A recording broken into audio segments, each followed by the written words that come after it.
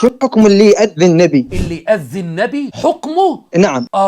حكمه إن الذين يؤذون الله ورسوله لعنهم الله. هؤلاء الملعونين اللي بيسبوا صحابة النبي صلى الله عليه وسلم، اللي بيسبوا زوجة النبي صلى الله عليه وسلم، اللي بيحرفوا من القرآن الكريم، اللي ابتدعوا في الدين وسجدوا على التربة القربلائية التي لم يسجد عليها النبي صلى الله عليه وآله وسلم، اللي هم أدخلوا في الأذان أشهد أن عليا ولي الله والنبي لم يدخلها في الأذان، اللي هم بنوا الحسينيات وتركوا المساجد، اللي جمعوا الصلوات ولم يصلوا الصلوات في أوقاتها، الذين يتركون الرجل منتنة رائحة كريهة ويمسحون عليها ولا يغسلون أقدامهم في الوضوء. فهؤلاء اللي أذوا النبي صلى الله عليه وسلم. أما الرواية التي أنت تريد أن تأتي بها من صحيح مسلم أن أم المؤمنين آذت النبي صلى الله عليه وسلم، لم تؤذي النبي. ده عمر دخل افتراضيا من قول عمر رضي الله عنه، إما لقى النبي صلى الله عليه وسلم زعلان، إما لقى النبي صلى الله عليه وآله وسلم غضبان، ولم يقل ذلك لعائشة، بل ذهب لحفصة وكان سيذهب لجميع زوجات النبي صلى الله عليه وسلم.